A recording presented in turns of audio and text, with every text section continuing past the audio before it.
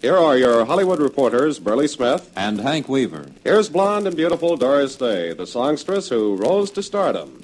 Here's Hollywood. Hollywood, where talented young actors are advised to leave town to be discovered, where a new form of screen entertainment has been developed, a musical production with the plot. Here's the story of the film industry and its people. Here's Hollywood. Yes, something has happened to the type of entertainment long known as the musical comedy or revue. Movie fans can recall a long string of such films featuring songs, ballet, pageantry, and comedy, but seldom anything that could even remotely be regarded as a story. The so-called plot used to consist of nothing more than a succession of cues for songs and dance numbers, specialty routines that had nothing to do with what was happening to the principal characters. Recently, though, a new type of entertainment has emerged that might best be labeled the musical play. The dialogue is more realistic, and the plot is carried forward with lines important in their own right. It has a story to tell. Two of our guests tonight have played no small part in this new kind of motion picture. First, lovely Doris Day, who ascended to stardom on the wings of song. She's currently winning rave notices for her work in Warner Brothers' musical Romance on the High Seas. So Hank and our Hollywood recorder Christ the studio gates to find out what Doris has to say for herself. Take it away, Hank. Doris, tell me something. Aren't the songs worked into your picture plot a little differently than most tunes are? Yes, Hank, they really are. There seems to be a definite reason for every song in the picture.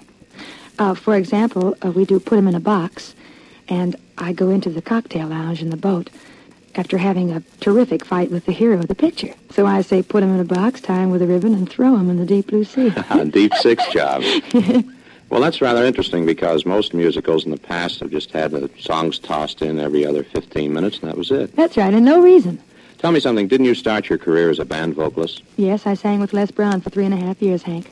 Were there any other bands you sang with? Bob Crosby for 3 months, and Barney Rapp and his New Englanders in Cincinnati when I very first started. That's a band I never heard of. You didn't? No, Mr. C. I know very well. He was in service with me. Oh, fine. Tell me one thing. Your Sentimental Journey was really a hit. What's the story back of that tune? Well, Les Brown and 2 other fellows wrote the song, and we were playing at the Pennsylvania Hotel in New York City.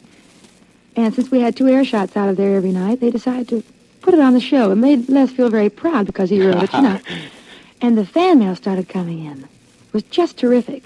You know, every night we'd come on the bandstand, there'd be a stack of letters referring to that song. So Les says, we've got to record it. So we recorded it, and it really became a terrific hit, especially with the boys overseas. Well, I can substantiate that statement, Doris, because I first heard it back in 1945 in the Pacific. And a little thing you might be interested in, when I returned to the States, we landed in San Diego, and they had a girl with an accordion entertaining us, welcoming us home with a fireboat. First tune I heard was, It's Been a Long, Long Time, and the second one was Sentimental Journey. Oh, isn't that cute? Wonderful. Made lots of noise. Tell me, I'm going to ask you a very, very original question. A young lady like yourself has never asked this question. How did you happen to get into pictures? Well, it all came about through Sammy Kahn and Julie Stein. They're very fine songwriters, Hank, and they were doing the score for Romance in the High Seas. Well, I had met Sammy and Julie through my manager, Al Levy. And they had talked with Mr. Curtiz, and Mr. Curtiz was in quite a dither because he didn't have a feminine lead. And they thought of me. And they had Mr. Levy bring me to the office, and I sang for Mike, and he liked me, and that's how it happened. Well, how do you like pictures? Oh, I love it. You really do? Oh, I just love it. I hate anything that borders on work, personally, and pictures must be work, believe me. I know, but it isn't routine, Hank. Every day you do something different, and that's wonderful. You like it better than those one-nighters hopping across Iowa and Nebraska with a band? Yes. But tell me something, though. Didn't singing with a band give you a lot of background and experience that comes in handy? Wonderful experience. A lot of people in pictures don't realize what a tough job it really is to sing with an orchestra and travel. I know you run into all kinds of audiences, and you live on hamburgers. Even when you make lots of money, you just don't have time to eat. You're so right, and you that about grabbing a hamburger is very true, because that's what we usually did.